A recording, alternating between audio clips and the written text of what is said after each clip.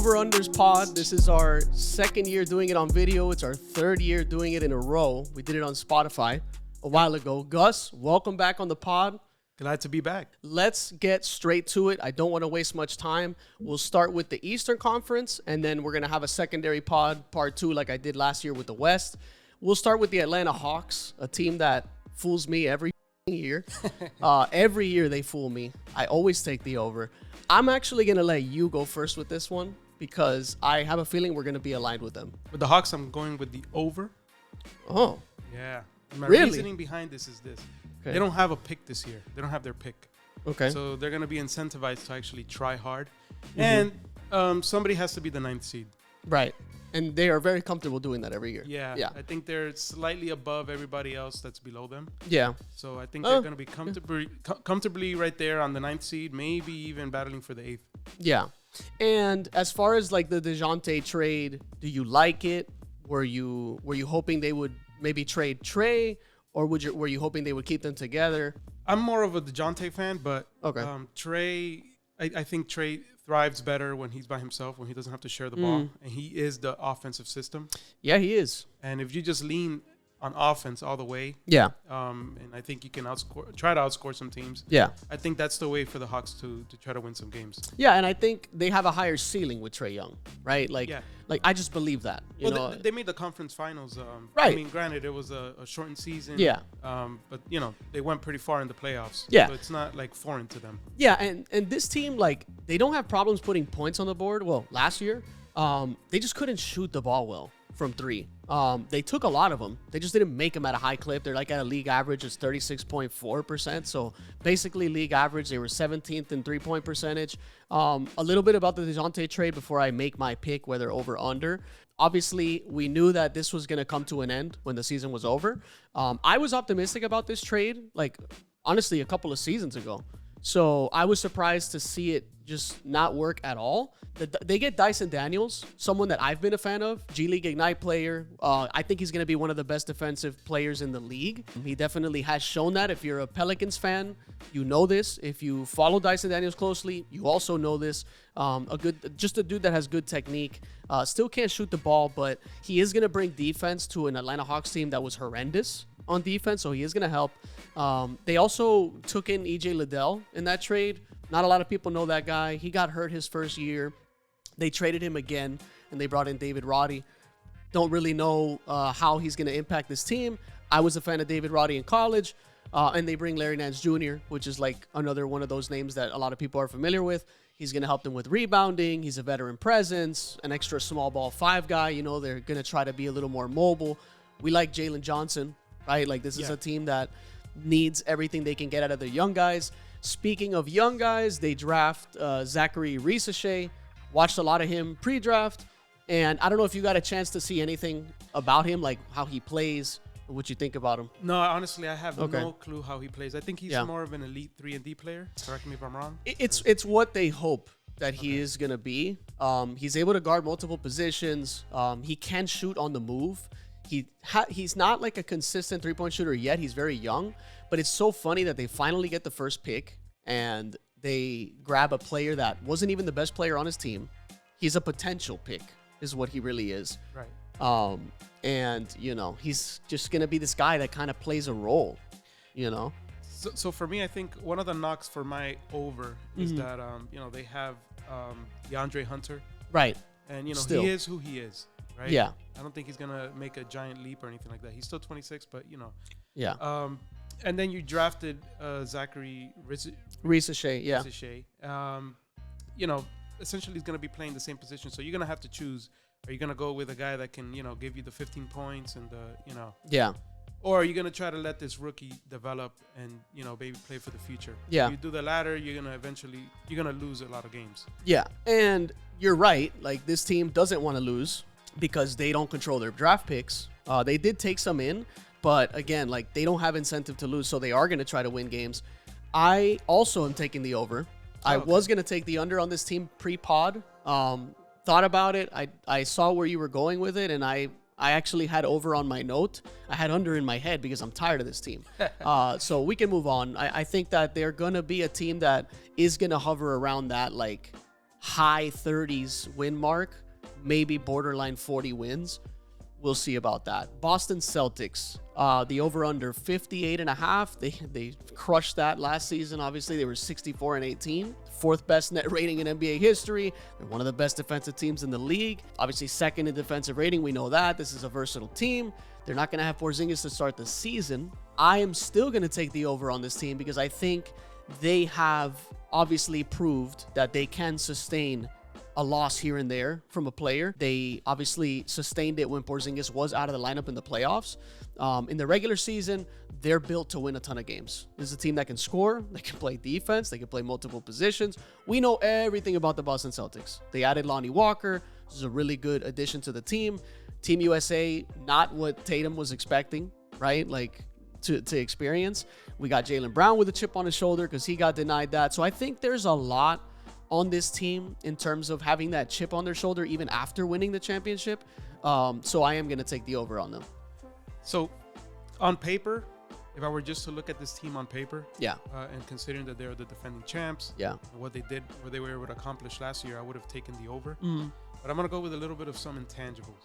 Okay. So, now obviously they have a major target on their back. Not that they didn't Right. last year, but Yeah. they're the defending champs. So, they're going to be everybody's Super Bowl. That's right. I'm hearing that Porzingis may not be back till 2025. Right. So that's Could be January-ish. Yeah, so it could Yeah. be an extended period of time. Mm. Their primary backup would essentially be Al Horford, Mhm. who is Xavier someone that Tillman. probably has to be, Yeah. managed. And, this team has the talent to overcome that. I definitely don't see it. But I also believe that the top of the East is a little bit better. Yeah. Yeah, it is. So it's not that I'm thinking that they're not going to win a lot of games, but I just think 58.5, essentially, to take the over, it will be 59 games. Right. I'm thinking that they're right below that, like maybe Okay. 56, 57. Yeah. So obviously you're not Maybe like even heavy. 58 games. Yeah. Yeah. So for Yeah. me, it was it's a perfect number for Yeah. Vegas to pick this number. It is. So I'm going to go with the under just because I feel like they're going to win 57, 58 games. Okay. That's fair. That's fair. We can move on. Brooklyn Nets, 19.5. You took the over last year, if I remember correctly. This is one of those teams that we know is going to be pooping for Coop. Oh, yeah. Right? Poop for Coop. Cooper flag. I heard also they're going to be one of the flag bearers. That's a really good term, too, for the teams tanking for him. Yeah. I like that. That was on a pod. I forget which one. But, yeah, so 32 wins last season. I want you to go first with the Nets since you picked the over last year. Yeah, this one I'm not making the same mistake. Clearly, after they traded Mikal Bridges, they pretty much, closed down their doors and they're just going to forfeit the season. I think it's going to be an under. Yeah, and Jock Vaughn gone, right? Yep. I predicted that one as well. In comes Jordy Fernandez. He was the head coach of the Canadian national team. He's been coaching for a long time. He's getting his shot now. That's gonna be a common theme for some of these teams. Assistant coaches that have been around for a while picking up a team. We're gonna see a couple of teams with that same storyline. We got the Ben Simmons contract year, right? A guy that I was like, you know what? I'm willing to have him prove me wrong. I took the under last year. I'm going to take the under this year as well. I like the names on this team. Like, they have Noah Clowney, 20-year-old, 6'9", good mobility. I think a lot of Nets fans are super hyped about him. Like, they're saying that he's, like, the best prospect they've had in a long time. Wow. Yeah, he showed some good things in Summer League. He can space the floor. He's mobile, can't shoot free throws yet. But Noah Clowney, definitely a name that I want people to be aware of. We know about Cam Thomas. He's going to have another ultimate green light season. Also playing for a contract, restricted free agent. So that's going to be something that he's definitely going to be playing for. We know about the Mikal Bridges trade, which technically makes them worse. So yeah, I'm confident taking the under. Is there anyone I'm missing right now? They have some good veterans that I feel like they're going to probably try Jalen Wilson. Yeah. Sorry, I forgot about him. Summer League MVP. Okay, it's going to be his second year this season. He's going to be one of the focal points for the development plans. I watched him in Summer League. I was very impressed with Jalen Wilson. Didn't know much about him last year. I will be keeping an eye on him for sure, but under. So we can move on. Chicago Bulls. I am very excited for this team. Not because I think they're going to be a good team. Obviously, they get Josh Giddey, who I've loved since he's come into the league. Matas Buzelis was someone they drafted 11th. I have a breakdown on Matas Buzelis. I did a video for him on Summer League. I'll put the link in the description. Is there anyone you're specifically excited to see on this team? I want to see how Kobe White develops further. Yeah. As he continues the development. I think he was one of the candidates for most improved. Yes, he was. Yeah. And he definitely showed something. Yeah. His off the dribble, his change of pace, his 3-point shooting. Yeah. I'm a fan of his. I feel like he can definitely make a leap. Yeah. And I'm interested in that dynamic, the Kobe White, Josh Giddey dynamic, because both guys that need the ball, right? But Giddey, a guy that really comes off the ball because obviously not a shooter yet. He has been, I think, improving on the corners, which that is something that at least you want to have in your bag. I think Chicago's going to be a great place for Giddey. Like, they're going to maximize whatever potential he has because it's going to be a bad team. He's going to get a lot of reps. Way more responsibility than he had with OKC. They were trying to bring him off the bench. Obviously, they had different thoughts and they went their separate ways. So they finally traded Alex Caruso. They signed and traded DeRozan. So this is clearly, finally, they're moving towards let's just blow it up again and build. And little bit of a name here, Lonzo Ball. Maybe finally we're getting a season from him. So I'm interested to see what his future on the Bulls is. And not just his future on the Bulls, his future in the NBA, right? Like, because I don't know what he's going to look like finally coming back. He's had a lot of off time, but it's all been rehabbing and prepping and a lot of setbacks with him. I love Ayo Dosunmu. I talked about him last year on the Over Under Pod. He is actually a Chicago kid, just like Matas Buzelis. And, just a dude that's quick. He defends. He's improved his efficiency. He has good ball handling. He is fun to watch. Another name that I notice on this team is Jalen Smith from the Indiana Pacers. He shot 42% from three. He's a long power forward, shoots very well. It was 144 threes last season, so not a lot of them, but he is going to help them because a team that just, they didn't shoot well from three. So you gave him a lot of give him a lot of props. Yeah. So I'm going under on the Bulls for sure. They're going to tank for Cooper Flag, They're going to be a good bad team, I think. Okay, yeah, same here. I think they're going to tank. I think they're going to sit out Zach LaVine quite a bit. And Zach LaVine, I forgot to mention that, yeah. And, I think we could both agree on that one. Okay. Charlotte Hornets, I'll give you the floor with this one since you took the over last year. Yeah, I'm not making that mistake again. I'm going to take the under. Not by a lot. I think that they are going to be better than last year. Okay. I think they're going to win probably around 28 games. An interesting stat. So the Hornets are just, they only have a 0.2 net rating when LaMelo Ball plays. Okay. So, he appears not to be making any difference. Hard to tell because being in and out of lineups really messes up your rhythm. It messes up your flow. So I would like to see a bigger sample size. Yeah. Yeah, I agree. To be fair. Yeah. They do have some exciting pieces. They have Brandon Miller, obviously. Yeah. He had an amazing rookie year. Mark Williams, big fan of his. He's a good rim running, big rim protector. Yeah. So yeah, I think they're gonna be a little bit more fun to watch. Than last year. Yeah, assuming again LaMelo's healthy. Correct. New coach Charles Lee, another one of those assistants. He's been around for a long time. Finally getting a head coaching job. Obviously LaMelo Ball, 36 games last season. Or 2 seasons ago, 22 games last season. That's always the conversation around LaMelo. One of the funnest players to watch out there, but he's just always hurt. Fun bad team on League Pass, like you said. Yeah. Fast paced, the passes are fun. Brandon Miller, great rookie season. He proved me wrong. I wasn't a big Brandon Miller fan. Agreed. And this dude looks like he has a bright future. We got Miles Bridges. He's on a really good contract. We know what he can do. Some notable names on this team. Obviously, they added some guys looking like they're moving in the win now direction, right? Josh Green, 3-and-D player from the Mavs. Grant Williams, 3-and-D. Obviously, we know they have Seth Curry. They also brought Vasily Micic from the OKC trade that I talked about when they traded Gordon Hayward to OKC. Micic was a guy that played for Serbia. He was awesome in the Olympics for Serbia. A lot of people got to see him when he played against USA. And obviously, we got to talk about the lottery pick. Tijan Salong, I think is how you pronounce him. He's the French player. They drafted him 6th. He's a pure potential pick, not someone that's going to be ready right away. He's like, people compare him to Giannis, but I really don't see that at all. He's a guy that he has a lot of size, has great athleticism, but he's very raw. So I don't think he's going to make an impact right now. I think we'll probably be talking about him more maybe midway through the next season.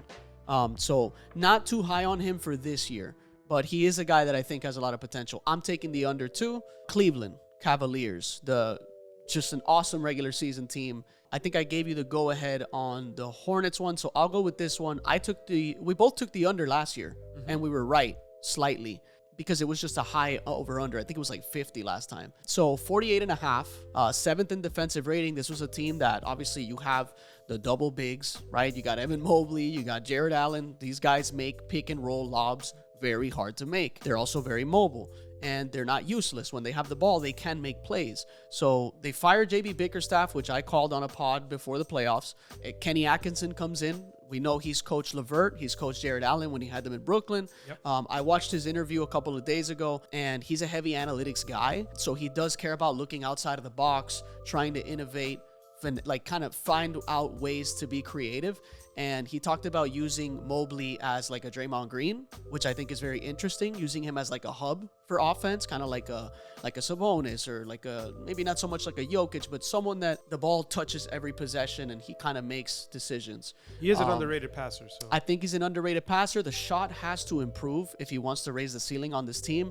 I think the ceiling of this team really lies on the shoulders of Mobley. If he takes a big leap, I think this team is just way better than they were the year before. Yeah, and I don't think it's unreasonable to believe he will. I mean, he had a sophomore slump season. Yeah. And, dealt with a lot of injuries. He did. And Garland, too. Yeah. Yeah. And somehow they still ended up winning, what was it? They were at 48. 48 games? Yeah. So they're essentially asking you, are they going to win one more game this year? Right. With added chemistry because they're together again. And Kenny Atkinson, I think, is a better coach than JB. Agreed. And you don't have that looming cloud of, is Donovan going to leave? That's right. That's right. They have last year they had a record of 36-19 with Donovan Mitchell plays, which is essentially a pace for 54 wins. I think that I don't know if you answered it. Are you taking the over under? I'm taking the over on this team. So am I. Because I think we both agree they're better than the bottom half of the East, and they are very competitive with the top of the East, especially in the regular season. Like, these are regular season projections we're making. They're going to be a really good regular season team, and they're also going to compete against the really good West teams when they match up with them. So, yeah, I'm confident. This is a team, again, same as last year. They have multiple ways to win games. They have the shooting. They have the length. Obviously, the undersized backcourt is one thing, but these are guys that can play make. They can score. They have the size that can protect the rim. There's just a million reasons to take the over for them. So we agree, right? Over on them? Yep, I agree. Cool. Over. Now we are taking a dive in the other direction. Detroit Pistons, right? 25.5 is the over-under. I'll let you go first for it. So, they actually added some decent NBA players. Right. So essentially it tells me that they're not exactly in the let's just tank all the way. For now. Crew. Yeah, exactly, for now. Yeah. They also fired Monty Williams, which is surprising because he was considered, I think he was like the highest paid He was the highest paid coach in history. He didn't even want to coach, but they forced him because they just threw so much money at him that he just, they gave him an offer that he couldn't refuse. 1 year, they fired him. Yep, so he's going to be sitting at home collecting paychecks. And so I'm still taking the under on this team. Okay. Just because the first 8-9 teams of the East are significantly better. Yeah. And that number just seems a little. Well, it's 25.5. They won 14 last year. They won 14 last year, yeah. I don't see. But they're going to be better than last year. They're going to be better, but I don't see them being 10 games better. I don't think that adding Tim Hardaway Jr. and adding Malik Beasley. Yeah. Who else? Tobias Harris, right? He comes back to the Pistons. So these are like win now guys. Yeah. I'm skeptical on, are they bringing these guys to build value and get more draft assets, like trade them for draft assets and then tank midway through? Like, is that the plan? Or are they really, because JB Bickerstaff is a guy that wants to win. He's a very competitive coach. So it is, a complicated thing to think about. Like, are these guys moving towards win now? Or is this, like I said, what they're trying to do is get these guys, build up their value, move them for more draft assets? I think that they're going to try to win because this front office, for whatever reason, likes to hold on to these assets. Like, they had Bogdanovich forever when they could have traded him for a couple first rounders and essentially, give him away. But yeah, I think they're just trying to maybe add to the culture. Maybe not have so many young players. I think we've seen throughout the league, when you have too many young players. Yeah. The players develop bad habits. You need vets. You put some good vets, and Tobias Harris, Tim Hardaway Jr., Malik Beasley. Yeah. Those guys are going to probably be able to, give them some value in the sense of off the court value. Yeah, no, for sure. So we both take the under for sure. I agree with the under. This team has incentive to lose technically, even though they have win now pieces on their team. But I do think that, you know, even if at their best, like, I just don't see how they surpass the 25 win mark. They could prove us wrong, but I really don't see it. I want to talk a little bit about Jaden Ivey. Just mention him. I was really high on him when he got drafted. I have not lost faith in him. I love Jaden Ivey, so hopefully we see a little bit more of him now that he's not under Monty Williams. I think JB is going to probably use him a lot more. I was confused by the Ron Holland draft pick. I follow the G League Ignite very closely, and I know he's a guy that can't shoot the ball. He is an athlete. He is someone that can obviously be potentially a really good defender. He's aggressive, but another non-shooting forward. Exactly. And it's like, this is a non-shooting team. They've added shooters. They have Malik Beasley, Tobias Harris, even Tim Hardaway Jr. You can consider him a streaky shooter. But, you know, you got a SARR Thompson here. Another, you know, kind of wing / guard that doesn't shoot either. Like, there's a lot of pieces that don't make sense here. So Exactly. I did question that move. They could have taken Matas Buzelis, his teammate on the G League Ignite. Like, they could have gone a lot of different ways. So, you know, I'm not sure what's going on with that. I'm ready to move on unless you got something. Just something to keep in mind for this team, that their pick this year is lottery protected, but actually I think it's like top 13 protected. So what happens is if you see them, you know, they get off to a rocky start. Right. They're probably just gonna throw in the white flag and just tank all the way. Yeah. But if maybe you But it's hard to tank with the guys they have. Technically, like, you have a Tobias Harris, you have a Malik Beasley. Like, these are vets that they don't like losing. Yeah. Right. Yeah. So, gonna be hard to figure out how they like, if they play them, like, or they don't play them. But then it's like, now you're hurt. It's a stupid decision because now you're taking away their value. So how do you trade them then? So that's why I'm like, if you play them, you're gonna be a good bad team, right? Like, it is the Detroit Pistons after all. But like you said, JB Bickerstaff, I'm not sure how he deals with rookies. If he's like one of he's one of these coaches that he builds a nice environment, good culture with the young guys. But then when it's finally time to win now, he's just not at that level, in my opinion. You know, and that's the belief around the Cavs fan base, because I've looked around too how they felt about the JB move, and it's the same thing. Like, they believe he's just this guy that he gets to a ceiling and that's it. Like, once you need to win now, he's not good at making the adjustments, doesn't make good decisions. So, you know, who knows what's going to happen with him. Okay. I think, So we can move on. Indiana Pacers, 47.5. You can go ahead and start with this one. That's fine. Man, this one, I feel bad about this pick, but I'm going to be taking the under. Only because, like I had mentioned earlier, the East is a lot better. And when I say the under, I'm not saying like, 40 wins, but I'm saying something like maybe 46, 47 wins, right below that number. I just feel like they're a tad bit under other teams, including like and I think they're actually in the same tier as like Orlando, the Heat. Yeah, they're all gonna be stuck in that little level, in my opinion. But yeah, I see them winning about 47 wins. I think that there's going to be a drop-off with the offense. Okay. Last year... You believe in that, like, Kings drop-off? Exactly. Right? What I had here in my notes. What happened exactly to the Kings a couple years ago. Right. So I think that there's going to be a little bit of a drop-off. There's going to be more tape on them. More preparation. We know who they are. One more thing, too, is also that the NBA, since, like, midway last year, they changed the rules, the way the officiating works. Okay. They're allowing more contact. And I think you saw a little bit of a drop-off for Indiana. Well, part of that was also the Hallie injury. And Hallie had an injury. The Ben Mathurin injury that I'm going to talk about as well. That's true. So you go under. I agree 100%. I'm taking the under as well. Slight under. I think they're going to be like a high 40s, like mid to high. So maybe like 46-ish. They might even hit 47. But deep run last year, a lot of it had to do with having the second most efficient offense in NBA history.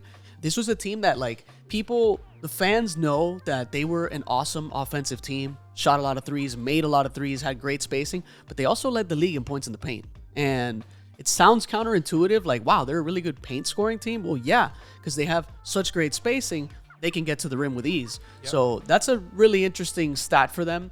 Obviously, they had a very fortunate playoff run as well, right? Yeah, like the Bucks lose Giannis and Dame in the first round. It took them 7 games to beat the Knicks, who had a bunch of injuries. Yep. And then they were really competitive against the Celtics. Part of that is because of how efficient the Pacers offense is, and the Celtics get into this shot chucking battle. Yep. And the Pacers are the perfect team to kind of put up a fight with that.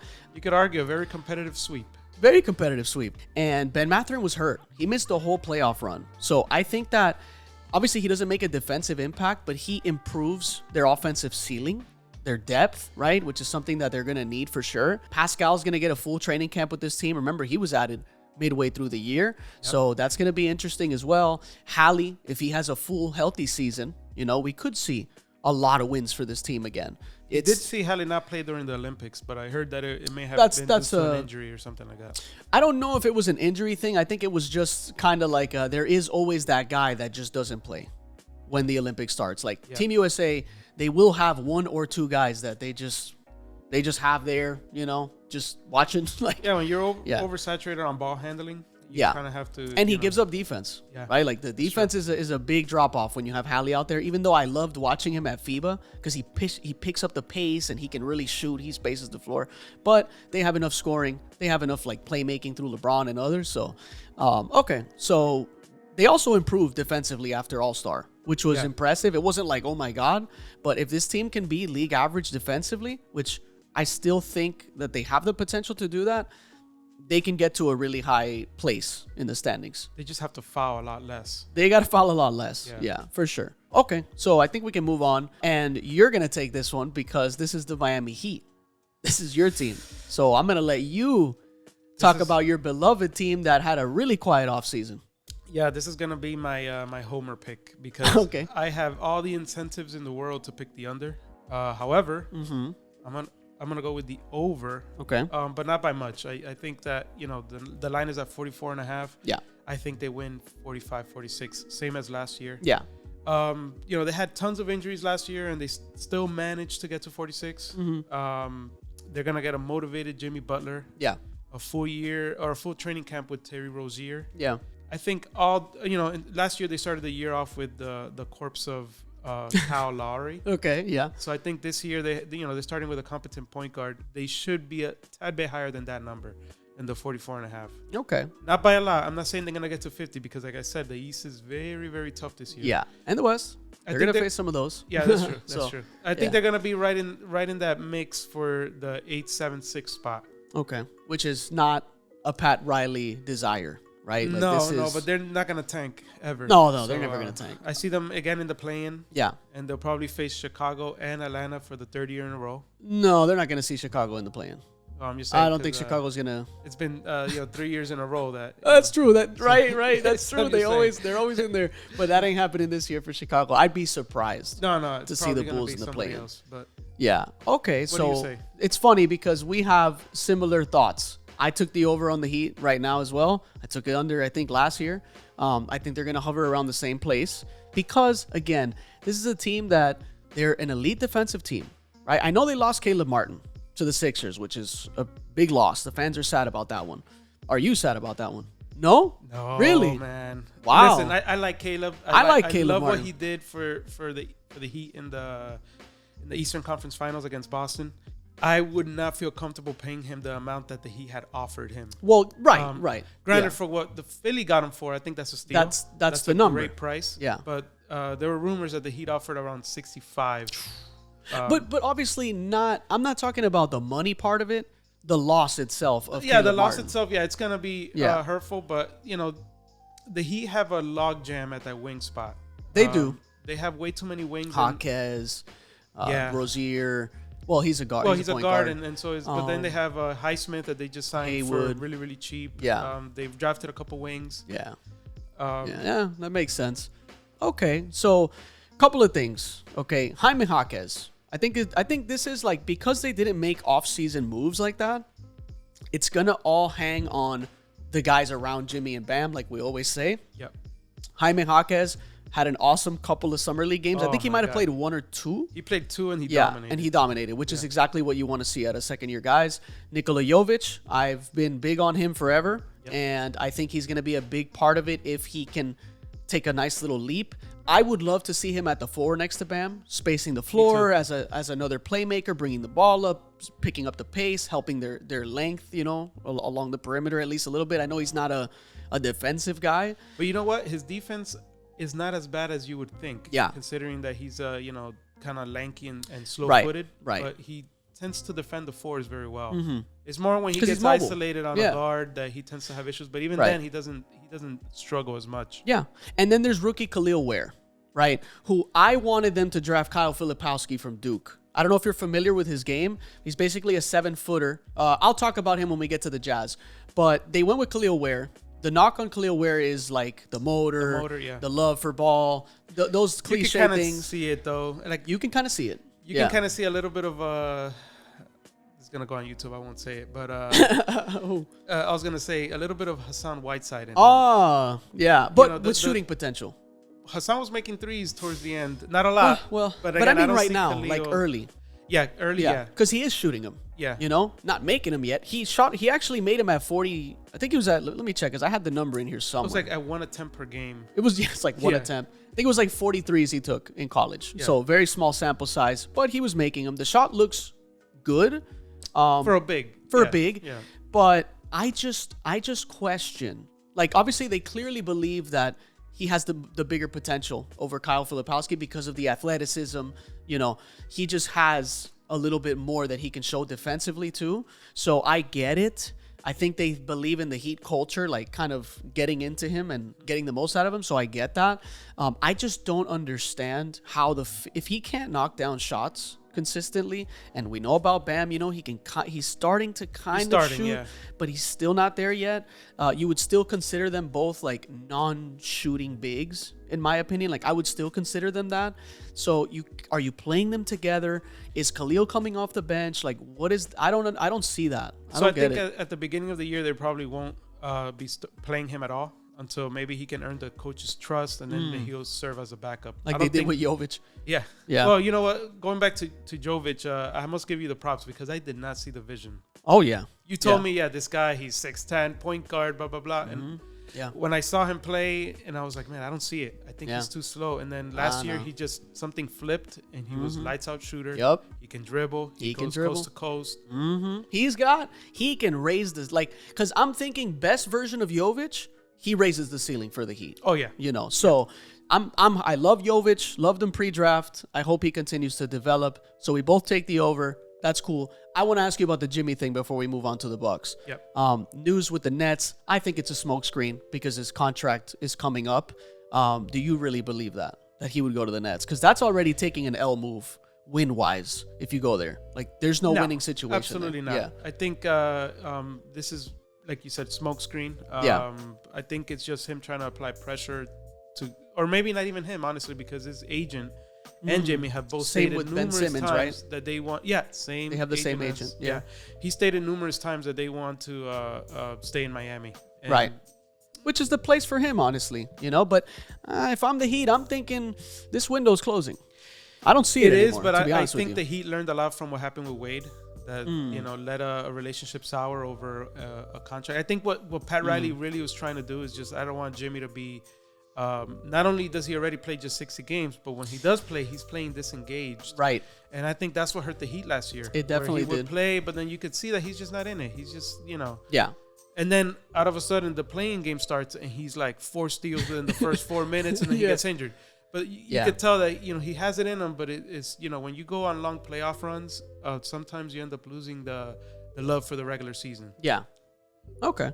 So, but I think it's all smokescreen. He's going to stay in Miami. Okay, so you're with me there that you think it's also a smokescreen. Yeah, this doesn't make sense to me.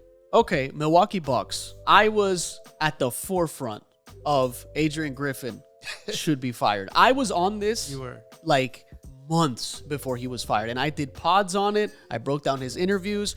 My own wife at this point, because now I'm married, my own girl knows how much I would break this guy down, like watching his interviews and stuff. And obviously they let him go. Some people were like, this is way too soon. I get it. Like, I do understand, like, not much of a difference was made when they swapped. But what I never liked about Adrian Griffin was he has this great offensive team, and they were great on offense. But it was a roll the ball out, sloppy offense. It didn't look flowy. It didn't look organized. And he also didn't look confident. I talked about that a lot. Like, he looked nervous all the time. He looked scared. They hired Doc Rivers. He has a whole history of, there's a lot of negative stuff about him too that I understand. So I am just not a fan. Like, we were so hyped about the Dame Giannis combination.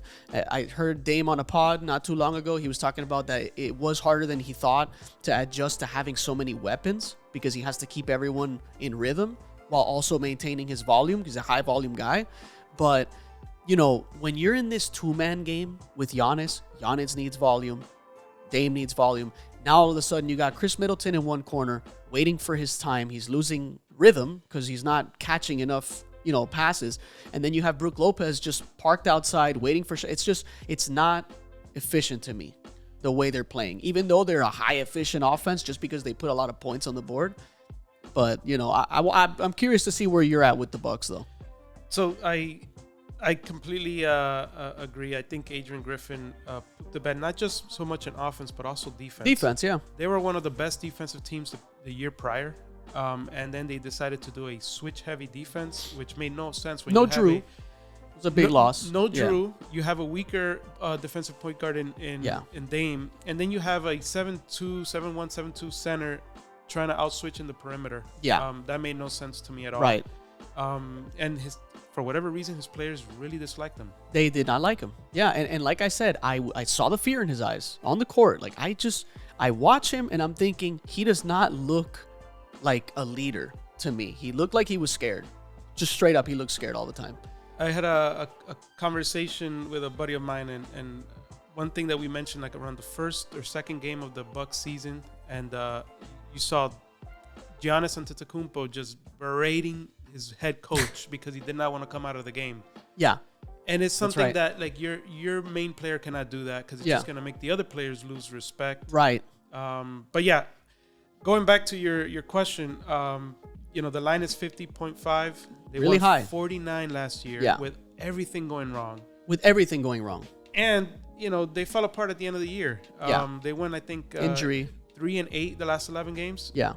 They were losing to like the Toronto Raptors. They were losing to horrendous teams. Yeah. I broke down some plays too. Yeah.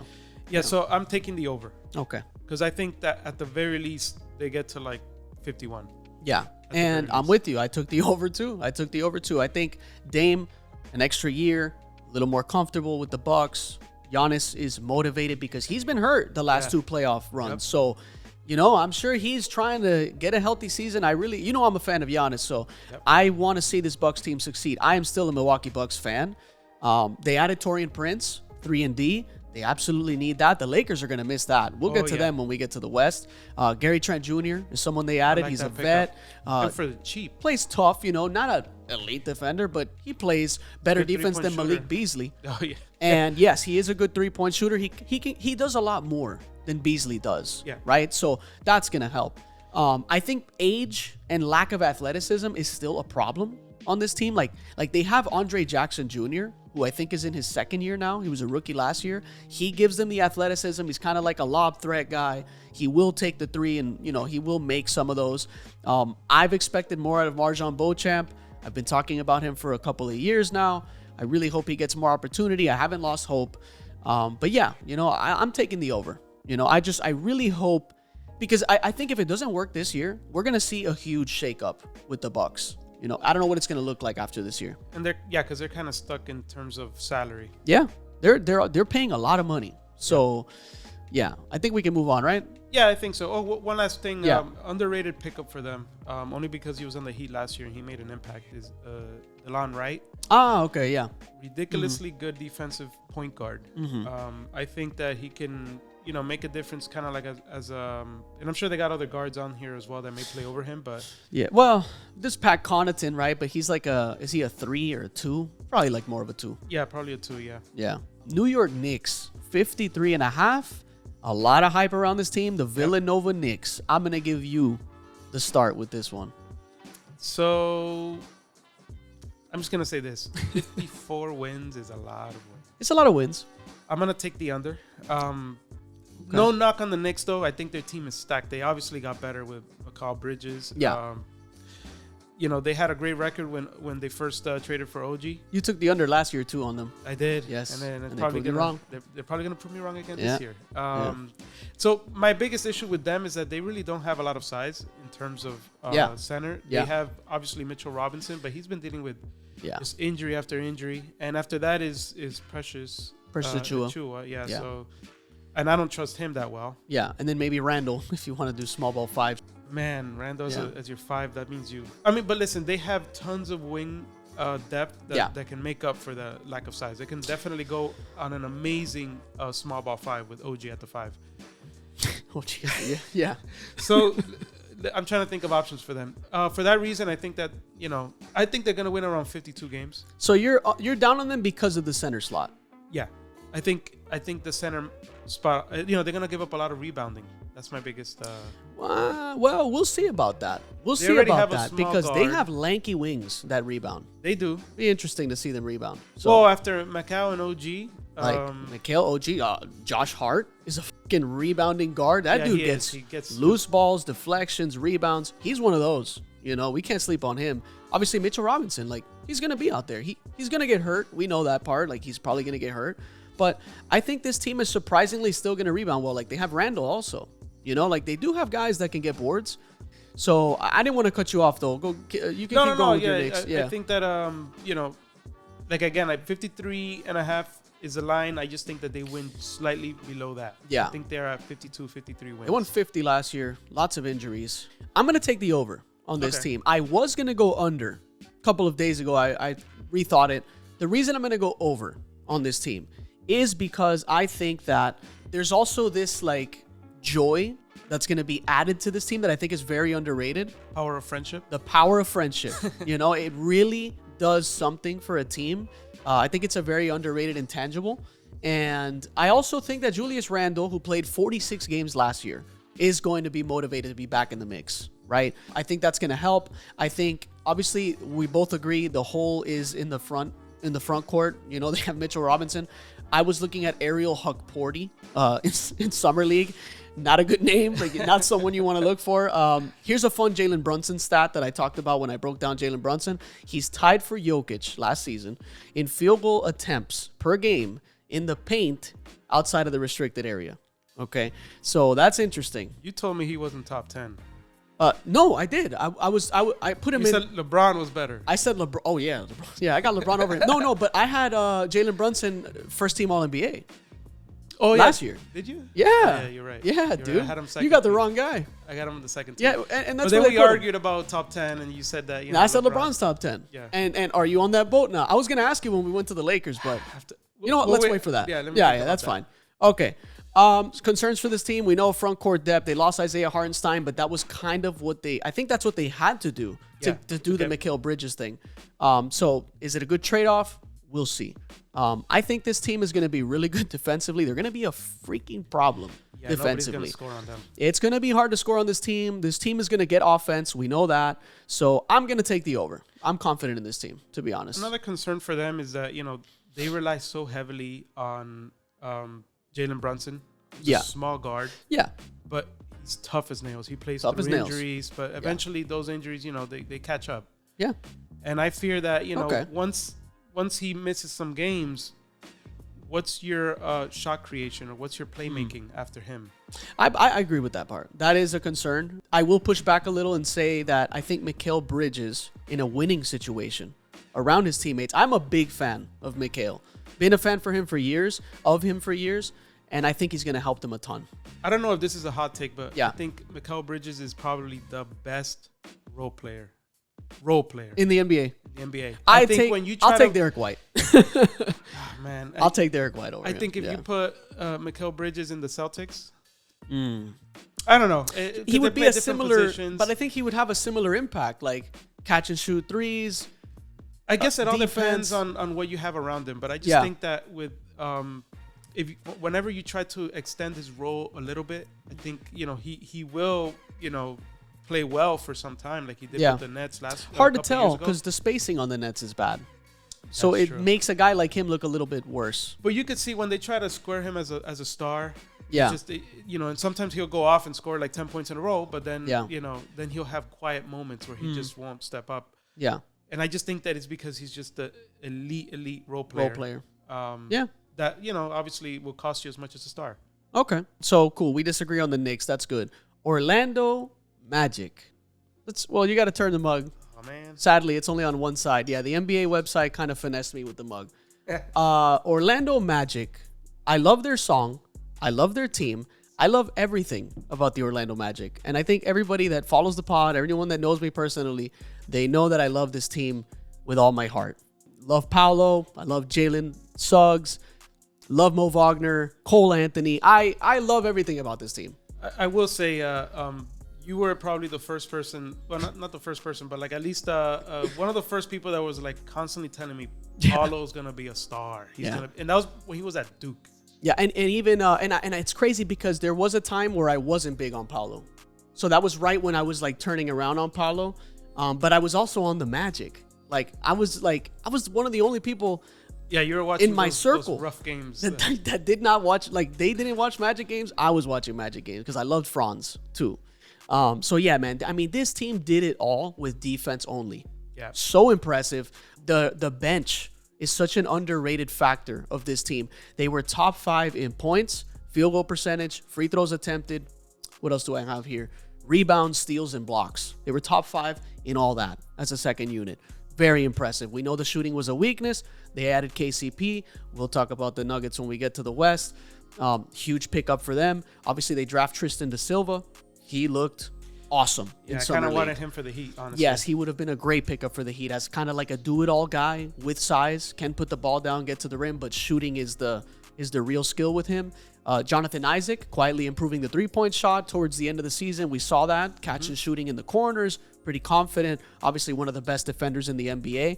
He would have made all-defense team last year if he played more games. He didn't make the 65-game mark. Yep. Franz Wagner. I want to know how the shooting is going to improve with him, because that's something that I'm very concerned about with him, because the whole thing is the Paolo Franz dynamic. These are two guys that they love to attack the rim, and they're not great shooters. They're actually not good shooters. Paolo has improved slightly, so I want to see that continue. I think he's working out with KD in the offseason too, but I'm concerned about them coexisting as two non-shooters in an NBA where you can't really play two non-shooters at the same time. Yep. So I hope that maybe the shooting they've added can offset that. But I just think like when you can put a center on Franz Wagner, like I've seen before, like I've seen teams, they'll put Tristan Thompson, who I talked specifically about on a pod. Tristan Thompson sitting in the paint, watching Franz at the three-point line. Airball threes, hit him to the left, hit him to the right. It's a big weakness for this team that Franz can't shoot. So I'm excited to see how this team responds after no longer being the easy W on the schedule. Yeah. I think I went on a little rant, but I'm still going to take the slight under on this team. I think the number is very high. 47.5 it's really tough in this season. They won 47 last year, but like you said, there were some injuries. They were also like a sleeper team. Yep. So I want to see how they respond, and I am going to take the slight under. I think they'll be like 46 win team. And yeah, that's where I got them. I think we had the same thought. That number is a little high. They won 47 last year. Yeah. They're going to be not on people's calendar. Nobody's going to circle them, but I'm saying The Magic? No, they're going to circle them. you're going to see the Magic, and you're no longer going to see that easy W that you can just walk in. Yeah. Yeah. So people are going to take them a little bit more serious. Yeah. I wish they would have added a playmaker, though. They added KCP. Yes, he's a good shooter. Yeah. Maybe overpaid a little bit for him. Yeah.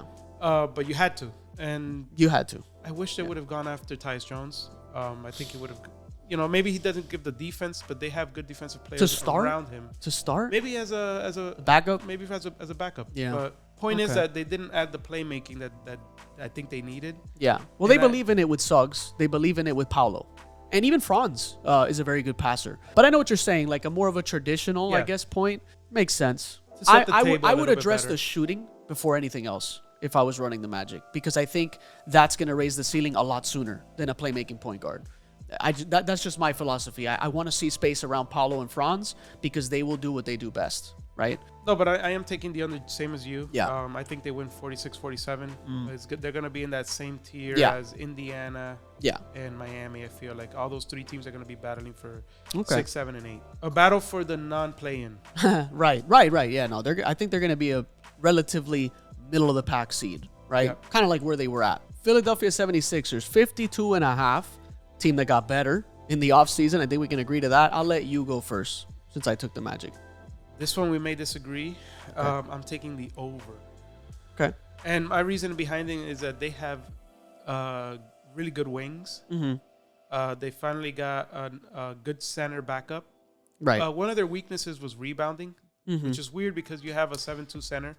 But Embiid wasn't exactly a lot of middies for Embiid, so exactly. he's away, right? Yeah, so now when Embiid is out, or whenever he's taking a breather, you have one of the best, if not the best, rebounding backup center, right, in Andre Drummond. Yeah, he's gonna help. So they got Reggie Jackson. Yeah. Eric Gordon. Guard depth. Yeah, and obviously PG, Caleb Martin for the cheap. That's right. Kelly Oubre, relatively cheap. Still here. Kyle Lowry's still here. Kyle Lowry played a good role as a second, maybe even a third string backup. He could, Jared McCain. Right? Jared McCain, another rookie guard from Duke. Yeah, I think that they're gonna be the over, not by a lot, because I think the East is really good. Yeah, I think they win around maybe 53, 54 games. Okay, I think they have potential to be a 56 win team. Maybe. I'm gonna take the over as well, so we're not disagreeing on that one. And the reason I'm taking the over is for obvious reasons. Embiid went down later on in the season. That kind of messed up their wins last year. It pushed Maxey to develop even more responsibility after James Harden was out. I'm interested to see how Maxey handles that next star again put into that rotation. Like now there's Paul George here, a guy that you gotta go to for offense. He's gonna help their defense. He helps them size-wise too. He is a very effective player. He's a really productive player. He is a good dude that likes to play off the ball. He's not some guy that you're going to throw it to for isolation and he's going to demand the ball and do all this. He plays within the flow. Yeah. So I think he's going to fit excellently on this team. I do wonder what Maxey's production is going to look like. I know Paul George's mentality is like, Maxey, you got to be Maxey. But in Maxey's head, he is going to think like, shit, I got Paul George. Yeah. Like, you know what I'm saying? So it's like, he's got to figure that out. Yeah. So I'm interested in that. I still think they're going to be a really good regular season team. Will they finally get to a conference finals this year is the real question. Because they've never made it with Embiid. My take on this is that if Embiid doesn't chase the awards, if he doesn't chase the MVP, which he already got, so yeah, but last year you could tell that he was pushing through it, and then somebody landed on his leg, and I think it was Kuminga or I forgot who it was, but I forgot. Somebody went for a loose ball, landed on his leg, and then that's how he tore his meniscus. And ever since then, like he was a fraction of his old self from the previous, because he scored 70 points. Yeah, had a pretty weak Olympic run. Yeah, but then showed up like 2 games. Yeah, that's true. This is going to be a really good regular season team. So I'm definitely worried about them if I'm the top of the Eastern Conference. Like if I'm those contending teams in the East, it's going to be a problem to deal with those Sixers. Okay, so we both take the over. No surprise, to be honest. Toronto Raptors. We could probably zoom through this team. I was very high on them. They were my surprise over last year. They disappointed me for sure. They let me down. Scotty got hurt late in the season. Jakob Poeltl also got hurt late in the season. This is a team that I'm closely watching because I do love their coach. I also like Scotty Barnes, and I like Emmanuel Quickley. Grady Dick is someone that, like, they brought him on to help with the shooting. This was not a good shooting team. They played extremely fast. They loved the fast break. They were 27th in three-point percentage this year, which was basically around the same place as last year. Definitely not taking leaps in that department. That's going to be the department that pushes this team's potential because they swing the ball a lot. Like, I really like how the offense looks. They really move it around, but it gets to a guy and the three doesn't fall. So that's going to raise the ceiling for sure. They also picked up the pace. They were 25th the prior year, and they're at 12th last year. So definitely some improvements, right? They took a big step back defensively, which we expect because they lost some vets. Yep. So, it was a big jump down. It was from, 11th in defensive rating the 2 seasons ago, and then last season 26. So that's a big drop off. The Bruce Brown contract, like, I'm expecting him to be moved this season because who do the Raptors get back for him, though? Like, that's another question I have. Like, that's a tough one because it has to be a... He's expensive, technically. So, and with this apron thing, like, it's going to make it complicated. Who's going to trade for him? What do they get back for him? They're going to have to make the money make sense. There's trade rumors, and I can throw out some names for you that I was reading about. Rui Hachimura, which I don't think, I guess he helps them. But, not someone that you think, yes, we got Rui, in my opinion. Like, I don't know. But I don't think you're expecting a big potential star or that makes sense. That's young true. Prospect. There's a name like Brandon Ingram out there, but if I'm the Pelicans, I'm not trading Brandon Ingram for Bruce Brown. Yeah, that's just me. Even if I don't like Brandon Ingram fitting on my team, I think I can do better than that. Then there's DeAndre Hunter. And if you're a Raptors fan, you're thinking, what can we get out of him? Another guy that's streaky shooter, bad shot taker. You can already kind of envision what he's going to be. Like you said earlier on the pod, like we kind of know who he is. He hasn't really made those leaps. So those are names that don't surprise you. He kind of plays the same position as RJ Barrett. So yeah, and he's kind of like that. RJ Barrett improved with the 3-point shooting, but got to see more from him. Yeah. Like, I got to see him consistent. Where are you on Scotty Barnes before we move on to the Wizards? Like, you think he has great upside? We know that. Yeah. Every time that I think of Scotty Barnes, I think, doesn't really move the needle for me. Then I watch him play, and I'm like, man, that guy's so good. Yeah. So, it's one of those things where, like, you have to watch him play, and unfortunately, the Raptors barely get any TV time. So right. unless you need you're League on Pass. League Pass, you're not watching him. Yeah.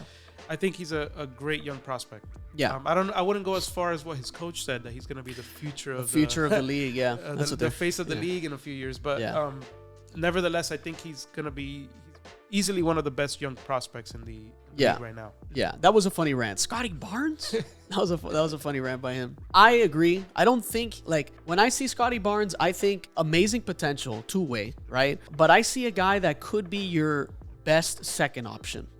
Yeah, right. I think that's how I see him. And it's not fair right now because he's very young and the team hasn't been good around him. I think, like, number one option, I don't see it right now. I really don't. But I think, like, best case is he is like the best second option for your team, and you can win a championship like that. Like, I think he has that potential. So cool that we're on the same boat. Are you going over or under on the Raptors? I'm going under. I think they're going to be on the poop for coop. There you go. Okay, I agree. I'm going under on them as well. I love the Toronto Raptors. Definitely going to still watch them. Washington Wizards, the last team of the Eastern Conference, over under 20.5. Not a team we're excited about, I think, ever. So yeah, what are we thinking? Man, you have over eyes right now. No, man. Like, okay. It's one of those under because listen, they drafted Alex SARR, and I know you did a video on him. I did. Yeah. I've seen actually a lot of comparisons, not comparisons, but people just talking about him saying that he is not going to pan out. I don't know why. I haven't really seen him play much other than him putting up some really bad stinkers in the summer league, but he's a young center. Offensively, yeah. Right. They also added Jonas Valanciunas. Mm-hmm. So I'm assuming maybe he's going to be the starter. Oh, he's for sure. If he's there, they're going to have to, like, build the trade value.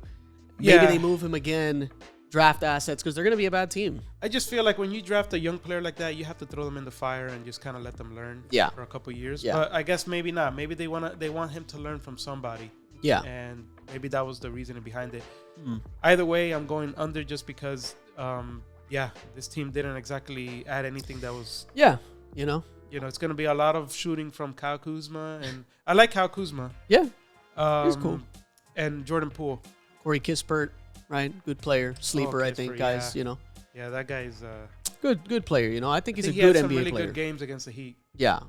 Okay, so I'm going under as well. It's a tempting number to go over, to be honest with you, because we're talking about 6 more wins here with added vets like a Malcolm Brogdon, Valanciunas. So you could talk yourself into taking the over. I'm going to go under because this team needs to continue to build through the draft. I got to say this, Johnny Davis, bust at this point. Like, I am off the Johnny Davis train. They drafted him 10th. I think it was 3 years ago. It was either 2 or 3 years ago. And really bad summer league. Like, he does not look like an NBA player to me. I don't know what they're going to do with him. I'm off the train. Like, I don't know what's going on with him. Do you have anything about Johnny Davis in your head? I just looked up his stats, and he doesn't look like an NBA player. No, he does not look like an NBA player. Still can't shoot. That was the knock on him coming out of, I forgot where he played at in college. Just to talk a little bit about Denny Avdia, who they traded. in that Malcolm Brogdon move. They traded Denny. They took in, I believe they took in picks for that as well. So, you know, I think the Wizards fans are going to miss Denny, to be honest. I think he's a guy he was with a good prospect. Yeah, he definitely has potential. I think he's a really good player. People are going to sleep on Denny. He's in Portland now, so we'll see what happens with him. Alex SARR. I broke him down in a video. He is a prospect that people, the reason he went so high is because of the defensive potential. Like, he could be one of the best defenders in the NBA, right? Because of, he can literally guard 1 through 5. Like, he can guard ones the entire time. He can press them, which is something that at his size, very rare that you can press. He can play drop. He can play switch everything. He can protect the rim. He can obviously get downhill. Doesn't like contact. Can't shoot the ball for his life. Picks up the ball early in traffic. Makes risky decisions. But I think that him being on the Wizards might make him look worse because he doesn't have shooting around him. And a player like that can't shoot, not comfortable in traffic, he is going to be in traffic because there's no shooting on this team. So I'm concerned for Alex SARR's future because of where he was drafted. I wanted to see him go to Atlanta, a team that had horrendous defense, and he could literally clean it up for them right away. And you have a good lob threat. He's got a point guard with it. It was, to me, perfect for him. That was the perfect fit. But I understood why Atlanta didn't take him. Because of the shooting problems and like a little raw? I think it was just the stuff that came out that like he just wasn't a winning player. We'll see. But we'll see. You know, young, we'll see. You know? I think they made a mistake taking Risa Shea over SARR because of what they clearly needed right away, which was defense. And supposedly Risa Shea is good multi-position guy defensively. So we'll see what happens with that. It was a weak draft. They traded for Marvin Bagley. I don't know, man. I thought he was gonna be a lot better than he turned out. Yeah, me too. But shout outs to Keyshawn George from UM. Okay. Yeah, this is where we're at with the Wizards. Yeah. Well, last name before we move on to the West. Bub Carrington. I don't know if you know this guy out of Pittsburgh. Freshman. I think he's like 20 years old. This dude was awesome at Summer League. He was so fun to watch. Shifty, quick. He has size. He's 6'6". He likes to shoot on the move. Shot's not really there yet, but he does make the threes. Has a good handle, makes good passes. I like his mechanics. He looks like a very fun guard that they're gonna have. Like a combo guard, or he is a combo guard. Gotcha. Yeah, he's gonna be fun. He's gonna be fun if he gets enough, enough opportunity. We both go under on the Wizards. They have a lot. They're gonna be. There's a logjam there. There's a lot of guards for sure. in there.